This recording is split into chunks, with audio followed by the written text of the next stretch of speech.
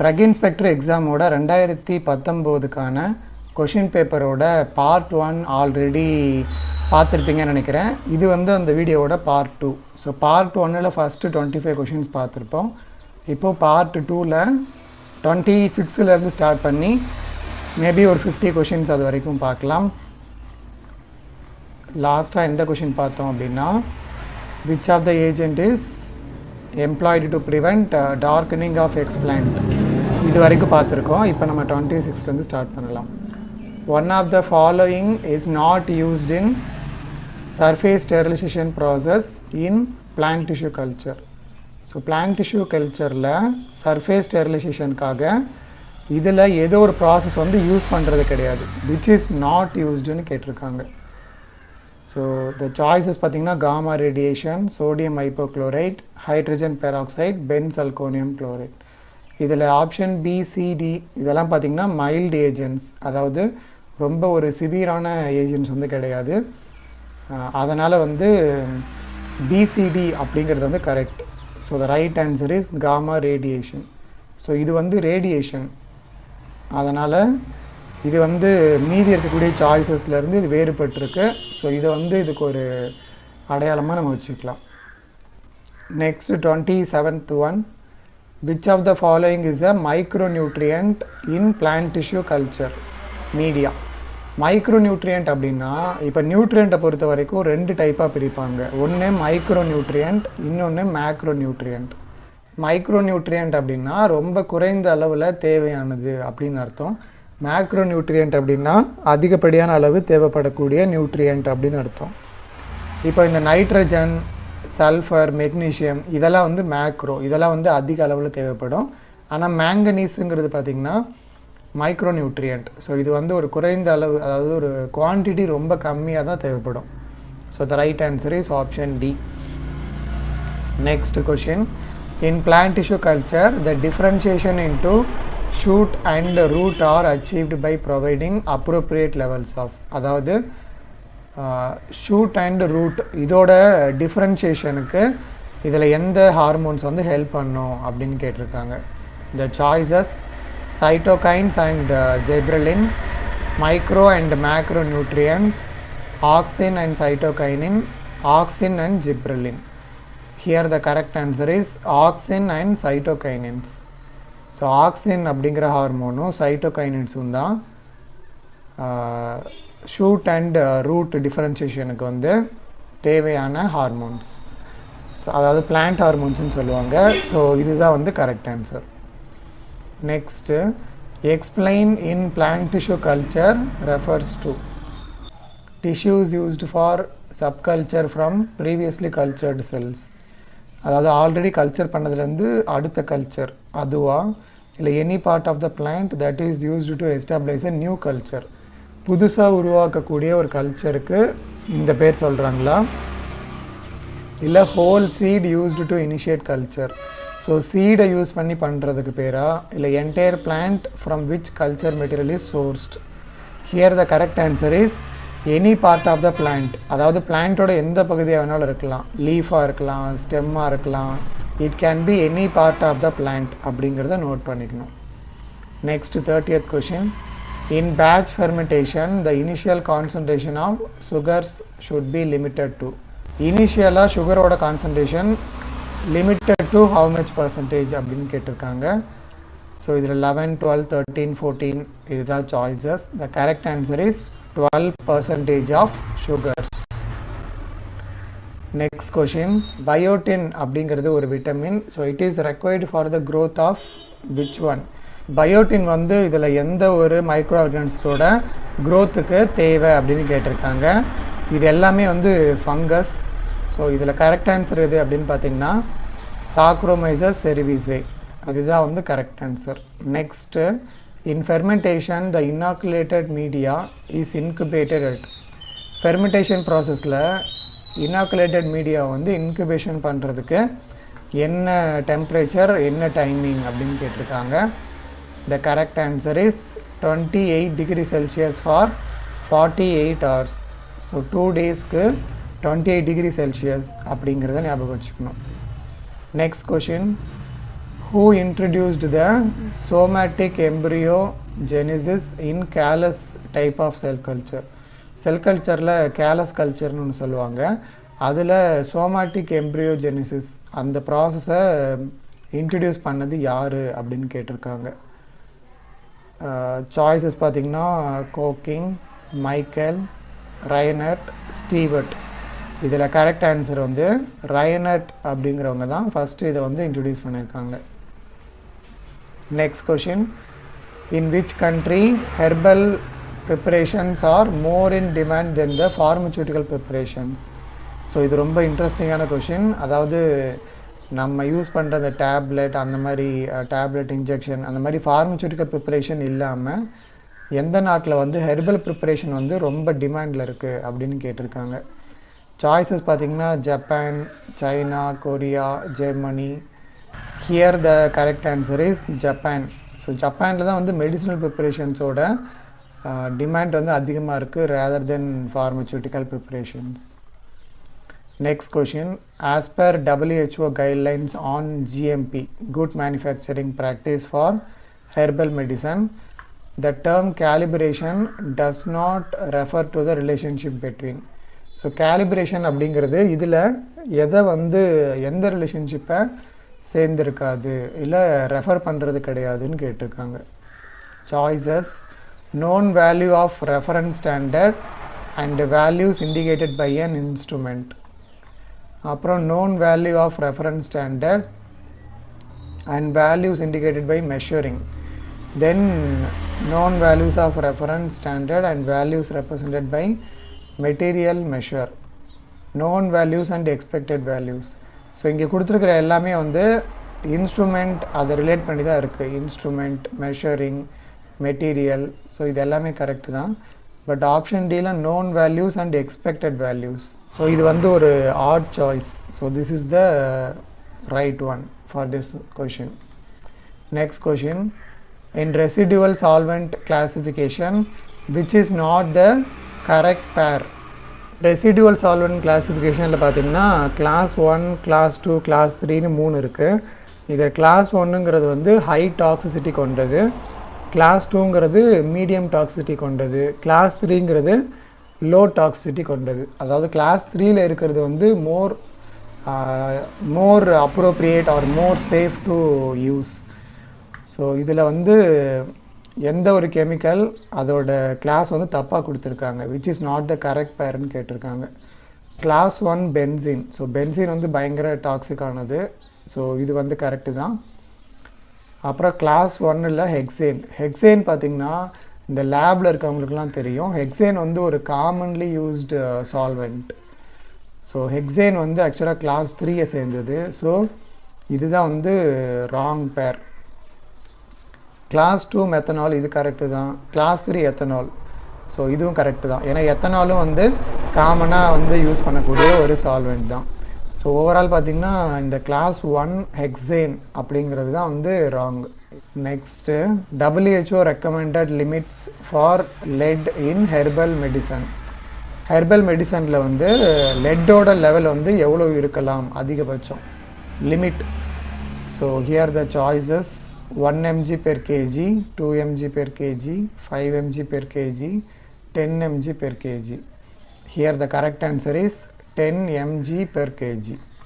அதாவது 1 kg வெயிட்டுக்கு 10 mg வரைக்கும் கொடுக்கலாம் அப்படிங்கிறது தான் வந்து recommended limit for lead in herbal medicine.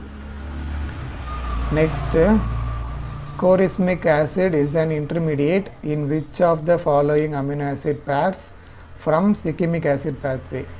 Shikimic acid பேத்வேயில் கொரிமிக் ஆசிடுங்கிறது ஒன்று உருவாகும். இது வந்து எந்த அமினோ ஆசிடுக்கு எந்த பேர் ஆஃப் அமினோ ஆசிட்லேருந்து இந்த இன்டர்மீடியேட் வந்து உருவாகுது அப்படின்னு கேட்டிருக்காங்க. சாய்ஸஸ் பார்த்திங்கன்னா histidine, tyrosine, phenylalanine, alanine, tyrosine, tryptophan, tyrosine, proline. Here the correct answer is tyrosine and tryptophan. So T T அப்படின்னு ஞாபகம் வச்சுக்கோங்க. தைரோசின், ட்ரிப்டோஃபான் இதிலேருந்து தான் கோரிஸ்மிக் ஆசிட் வந்து ஃபார்ம் ஆகுது இந்த shikimic acid pathway. Microbial contamination limits in herbal materials for internal use. Microbial contamination limit வந்து herbal preparationல அதுவும் internal useக்காக எவ்வளோ வந்து ப்ரிஸ்கிரைப் பண்ணுறாங்க அப்படிங்கிறதுல ராங் ஸ்டேட்மெண்ட்டை வந்து சூஸ் பண்ண சொல்லியிருக்காங்க. Select the limit which is wrong. So microbial கண்டாமினேஷனுக்கு ஒரு லிமிட் இருக்குது for herbal preparation for internal use. அதில் இங்கே கொடுத்துருக்குற 4ல் ஏதோ ஒன்று வந்து தப்பாக கொடுத்துருக்காங்க. அது எதுன்னு கேட்குறாங்க. சாய்ஸஸ் பார்த்திங்கன்னா E coli maximum 5 per gram, aerobic bacteria maximum 10 to the power of 7 per gram, yeast and mold maximum 10 to the power of 4 per gram, other enterobacteria வந்து 10 power 3 per gram. இது அந்த ஆப்ஷன் பிசிடி இது மூணுத்துக்குமே ஒரு relation இருக்குது. எல்லாமே 10 to the பவரில் தான் வந்து இருக்குது. ஆனால் ஈகோலைங்கிறது வந்து 5ன்னு சொல்லி ஒரு இன்கம்பேரபிள் அமௌண்ட் வந்து கொடுத்துருக்காங்க. ஸோ இதுதான் வந்து ராங் ஆன்சர்.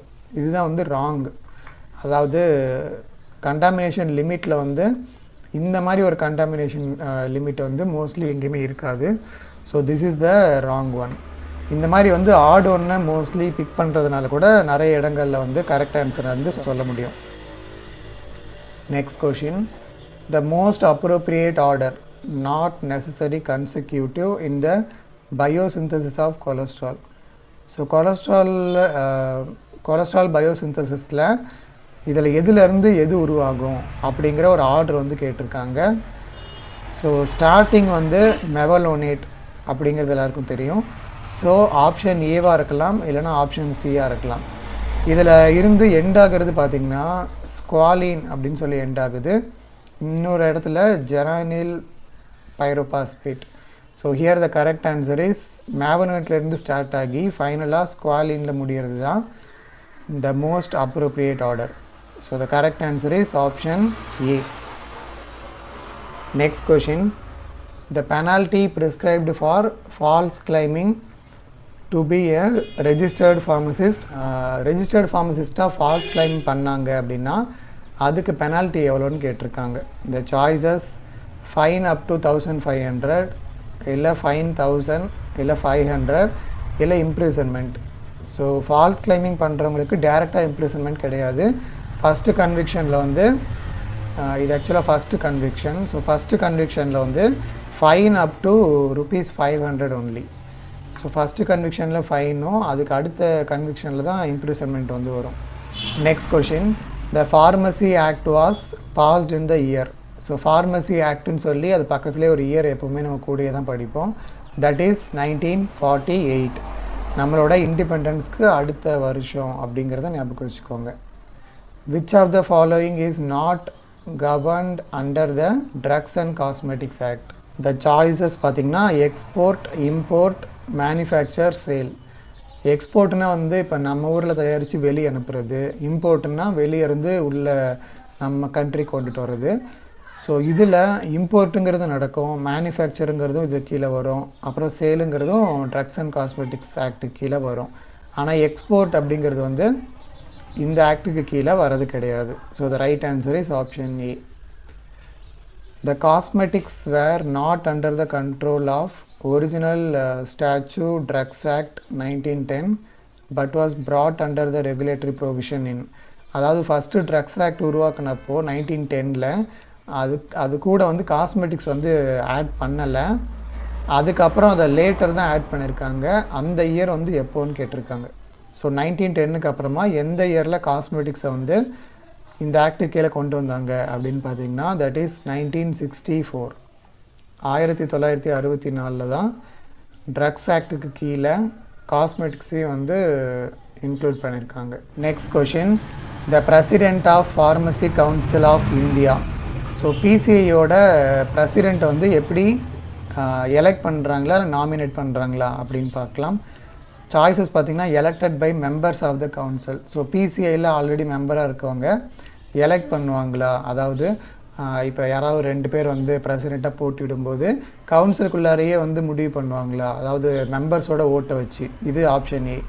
ரெண்டாவது elected by the executive committee of council. ஒரு கவுன்சில் எடுத்தாங்கனாலே அதில் எக்ஸிக்யூட்டிவ் கமிட்டின்னு தனியாக ஒரு குரூப் இருக்கும், அப்புறம் அட்மினிஸ்ட்ரேட்டிவ் கமிட்டின்னு சொல்லி தனித்தனியாக இருக்கும். அந்த மாதிரி எக்ஸிக்யூட்டிவ் கமிட்டி தான் பிரசிடெண்ட்டாக சூஸ் பண்ணுறாங்க அப்படிங்கிறது ஆப்ஷன் பி. அப்புறம் சென்ட்ரல் கவர்மெண்ட்டே நாமினேட் பண்ணுறது ஆப்ஷன் சி. அப்புறம் இந்தியாவோட பிரசிடெண்ட் வந்து நாமினேட் பண்ணுறது ஆப்ஷன் டி. ஸோ இதில் சென்ட்ரல் கவர்மெண்ட்டோ இல்லை பிரசிடெண்ட்டோ வந்து டைரெக்டாக நாமினேட் பண்ணுறது கிடையாது. ஸோ எக்ஸிக்யூட்டிவ் கமிட்டி அப்படிங்கிறது வந்து கிடையாது. So the correct answer is elected by members of the council. அதாவது அந்த கவுன்சிலில் இருக்கக்கூடிய எல்லா மெம்பர்ஸும் வந்து ஓட் போடுவாங்க. அந்த ஓட் மூலிமா தான் பிரசிடெண்ட் வந்து எலெக்ட் பண்ணுறாங்க. Next question, which of the following is not a registrable qualification as pharmacist. So ஃபார்மசிஸ்ட்டாக ரெஜிஸ்ட்ரேஷன் நம்ம பண்ணுவோம் இல்லைங்களா, நம்ம கோர்ஸ் முடித்ததுக்கப்புறம் அதை வந்து யார் பண்ண முடியாது, எந்த கேண்டிடேட் அப்படின்னு கேட்டிருக்காங்க. The choices: diploma in pharmacy முடித்த கேண்டிடேட்ஸ், பேச்சுலர் ஆஃப் ஃபார்மசி, இல்லை doctor of pharmacy, degree in pharmaceutical chemistry. இதில் diploma, bachelor, doctor of pharmacy இது எல்லாமே வந்து ஃபார்மசிஸ்ட்டாக ரெஜிஸ்டர் பண்ண முடியும். ஆனால் ஃபார்மசூட்டிக்கல் கெமிஸ்ட்ரியில் டிகிரி படிக்கிறவங்க வந்து ஃபார்மசிஸ்ட்டாக வந்து ரெஜிஸ்டர் பண்ண முடியாது. So the right answer is option D. இது மோஸ்ட்லி நம்ம எல்லாருமே வந்து கரெக்டாக போட்டுருவோம், ஏன்னா அந்தளவுக்கு ஒரு ஈஸியான கொஷின் இது. Next, the original form of drugs and cosmetics act passed in 1940 is known as. 1940 உருவாக்கப்பட்ட ட்ரக்ஸ் அண்ட் காஸ்மெட்டிக்ஸ் ஆக்ட் வந்து commonly known as drugs act. So drugs act 1940 அப்படிங்கிறது தான் வந்து drugs and cosmetics act. Next question, in which year drugs rule were framed under the drugs act 1940. ஸோ drugs rule அப்படிங்கிறத எப்போ வந்து frame பண்ணாங்க அப்படின்னு பார்த்தீங்கன்னா 1945 தான் ஃப்ரேம் பண்ணியிருக்காங்க. ஆக்ட் உருவானது என்னவோ 1940. ஸோ 5 இயர்ஸ் கழிச்சு தான் இந்த ட்ரக் ரூல்ஸ் எல்லாம் ஃப்ரேம் பண்ணியிருக்காங்க. Next question, which of the following statement is correct with respect to B-Pharm conducted by educational institution. ஸோ B-Pharm ரிலேட்டடான ஸ்டேட்மெண்ட்ஸில் எது வந்து கரெக்டு அப்படின்னு கேட்டிருக்காங்க. It is required to be approved by PCI. It is required to be approved by PCI and AICTE. ரெண்டுமே இருக்கணுமா இல்லை PCI மட்டும் போதுமா? அடுத்தது, university conducting the program need not take approval of pharmacy council of India. ஸோ PCI approval தேவையில்லை, இல்லை ரெண்டுமே தேவையில்லைன்னு கொடுத்துருக்காங்க. ஸோ இதில் கரெக்ட் ஆன்சர் வந்து ரெண்டுமே தேவை. PCI அப்ரூவலும் தேவை, AICTE அப்ரூவலும் தேவை for B-Pharm programme. So the right answer is option B. Next இன்றைக்கி நம்ம பார்க்க போகிற last question, the primary functions of PCI. PCIயோட ப்ரைமரி ஃபங்க்ஷன் இதில் எதுன்னு கேட்டிருக்காங்க. Option A, select pharmacist for central government, frame education regulations, issue drug license, selection of drug inspector for central government. So இதில் correct answer வந்து education ரெகுலேஷன்ஸை வந்து frame பண்ணுறது தான் PCIயோட primary function. So இந்த 50 கொஷின்ஸோடு நம்ம பார்ட் 2 வந்து ஃபினிஷ் பண்ணிடலாம். இதுக்கு அடுத்தது பார்ட் 3ல் 51லேருந்து பார்ப்போம். ஸோ இது வந்து 2019 ட்ரக் இன்ஸ்பெக்டர் எக்ஸாமோட ஃபார்மசி கொஷின் பேப்பர். இது இல்லாமல் ஜிகே கூட இருக்குது. இந்த PDF ஃபைல்ஸ் யாராவது வேணும்னு நினச்சிங்கன்னா நம்ம டெலகிராம் குரூப்பில் இது போஸ்ட் பண்ணியிருக்கேன். ஸோ டெலகிராம் குரூப்பில் ஜாயின் பண்ணி நீங்கள் அந்த PDF வந்து டவுன்லோட் பண்ணிக்க முடியும். அண்ட் இந்த மாதிரி நிறைய MCQs ரிலேட்டட் வீடியோஸ் நிறைய யூடியூப்பில் அப்லோட் பண்ணியிருக்கேன். அதெல்லாம் பார்க்குறதுக்கு நம்ம சேனலுக்குள்ளே போயிட்டு ப்ளேலிஸ்ட்டில் போயிட்டு நிறைய MCQs போட்டிருக்கேன். இந்த மாதிரி ஃபார்மசி எக்ஸாம் ரிலேட்டடாக, லைக் MRB எக்ஸாமுக்கு, RRB எக்ஸாமுக்கு, ட்ரக் இன்ஸ்பெக்டர், இல்லை ESIC ஃபார்மசிஸ்ட் எக்ஸாம், இல்லை நீங்கள் GPAT எக்ஸாம் எழுதுறீங்க, அந்த மாதிரி டிப்ளமோ எக்ஸிட் எக்ஸாம், இந்த மாதிரி எல்லா ஃபார்மசிஸ்ட் எக்ஸாமுக்கும் காமனாக யூஸ் ஆகிற மாதிரி நிறைய MCQs யூடியூப்பில் அப்லோட் பண்ணியிருக்கேன். அது எல்லாத்தையுமே செக் பண்ணுங்கள் if you are trying for any of the exams. So all the best to everyone. And next video கூடி சீக்கிரம் அப்லோட் பண்ணுறேன். Stay tuned. அண்ட் இதே மாதிரி வீடியோஸ் ரெகுலராக பார்க்குறதுக்கு சேனலை சப்ஸ்கிரைப் பண்ணிக்கோங்க. வீடியோ பிடிச்சிருந்தால் லைக் பண்ணிவிடுங்க, மறக்காமல் உங்கள் ஃப்ரெண்ட்ஸோட ஷேர் பண்ணிக்கோங்க. இதே மாதிரி நெக்ஸ்ட் வீடியோட மீட் பண்ணுறேன். Until then, by from Vasanth Murugesan.